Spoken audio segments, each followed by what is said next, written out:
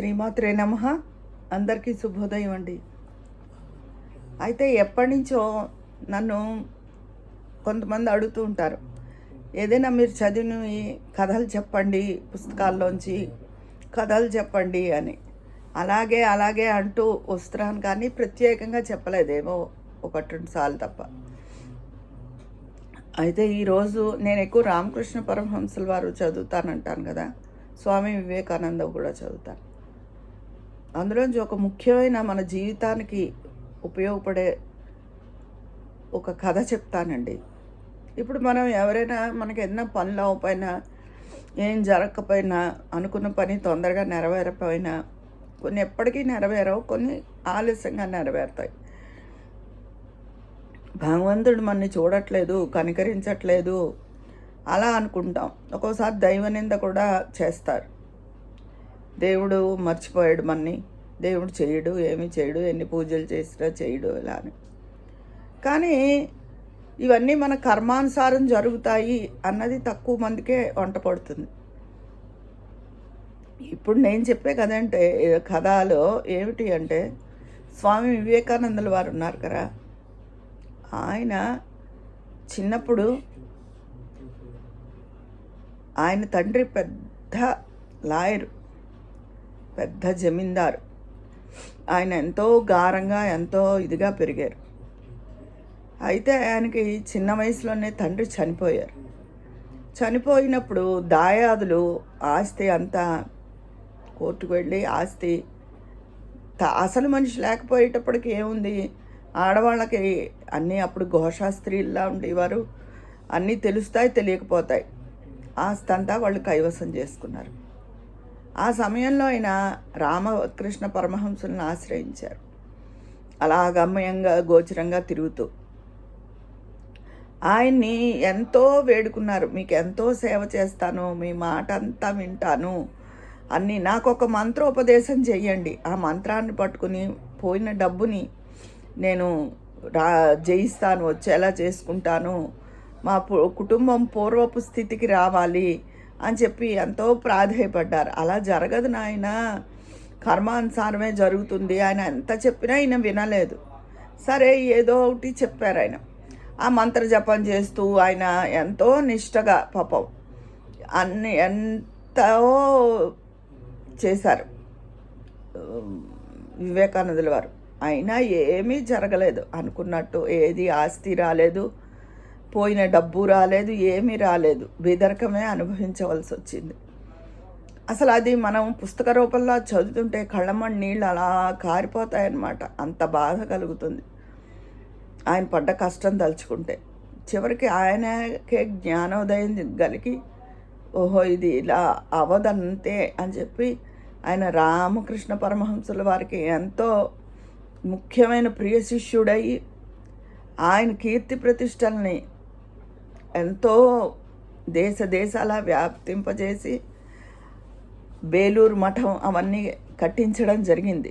ఆయన రామకృష్ణ మిషన్ సంస్థను స్థాపించి ఎంతమందో అనాథలకి, పేదలకి అన్నిటికీ సాయం చేస్తున్నారు ఆ మిషన్ ద్వారా. అంటే దానికి ముఖ్య కారకులు స్వామి వివేకానందులే. రాముల వారికి హనుమంతుడు ఎలాగో, రామకృష్ణ పరమహంసుల వారికి అమ్మ శారదాదేవికి వివేకానందులలాగా. ఇంతకీ చెప్పేది ఏంటి అంటే, మనకే కాదండి, మనం మామూలు మనుషులం.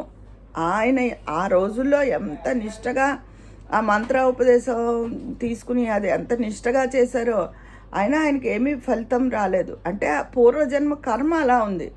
ఆ కర్మని ఎవరు తప్పించలేరంతే. దాన్ని కొంతవరకు తగ్గించచ్చేమో, కానీ పూర్తిగా అయితే సమూలంగా కర్మ పోదు. అది అందరూ తెలుసుకుని ఉండాలి. తెలుసుకుంటే మన గుండె రాయి అవుతుంది. ఆ పరిస్థితిని ఎదుర్కొనే శక్తి మనకు వస్తుంది. ఏదో అయిపోతుంది, ఏదో సుఖంగా ఉంటుంది అంటే, ఆ కష్టం మనం పడేంత వరకు కూడా, ఎన్నాళ్ళు పడాలో అంతవరకు కూడా అది మనం పడవలసిందే. అందుకని మనసును మనం దృఢతరము, కఠినతరము చేసుకుని ఉండాలి. రామకృష్ణ పరమహంసుల వారుకి ఒక రకంగా నేను చెప్పాలంటే ఆయనే గొప్పవారు, కానీ నాకు వివేకానందుల వారి గురించి తలుచుకుంటే అలాంటి శిష్యుడు ఉండడం ఆయన అదృష్టంగా అనిపిస్తుంది. ఇంతటి మాట అనే అంత గొప్పదాని కాదు, కానీ అంత ప్రియ శిష్యుడు ఆయన, అంత గొప్ప శిష్యుడు. అలాంటి శిష్యుడు ఎవరికి ఉండరు. అలాంటి శిష్యుడు ఉండడం బట్టే ఆయన అంత రామకృష్ణ మిషన్ సంస్థలు, అలా దేశ విదేశాల్లో ఆయన ఖ్యాతి అవన్నీ వ్యాప్తి చెందడానికి స్వామి వివేకానందులే కారణం. చివరికి ఆయన జీవితకాలంలో తల్లికి ఒక చిన్న ఇల్లు అమర్చగలిగారు అంతే, అంతకు మించి ఏం చేయలేదు. మిగతా ఆయన విదేశాలు వెళ్ళిచ్చిన ప్రసంగాలు, ఆయనకు వచ్చిన డబ్బు అన్నీ ఈ చారిటీ సంస్థలు ఏర్పరచడానికి, అక్కడున్న బేలూరు మఠానికి కట్టడానికి అన్నిటికీ వినియోగించారు. ఆయన సొంతానికి ఆయన ఏదీ వినియోగించలేదు. చిన్న వయసులోనే 39 సంవత్సరాల వయసులోనే ఈ పర్యటనలు ఇన్ని చేసి అన్నీ ఆయనకి ఆస్మా ఉబ్బస వ్యాధి అది దాంతో బాధపడి ఆయన నిర్యాణం చెందారు. అందుకని ఇంతకీ నేను చెప్పొచ్చు ఇదేంటి అంటే, మనకేది ఇది అవ్వలేదు, అది అవ్వలేదు, ఆ పని అవ్వలేదు అని మనుషులు బెంగ పెట్టుకుని కుంగిపోకుండా ధైర్యంగా పరిస్థితిని ఎదుర్కోవాలి.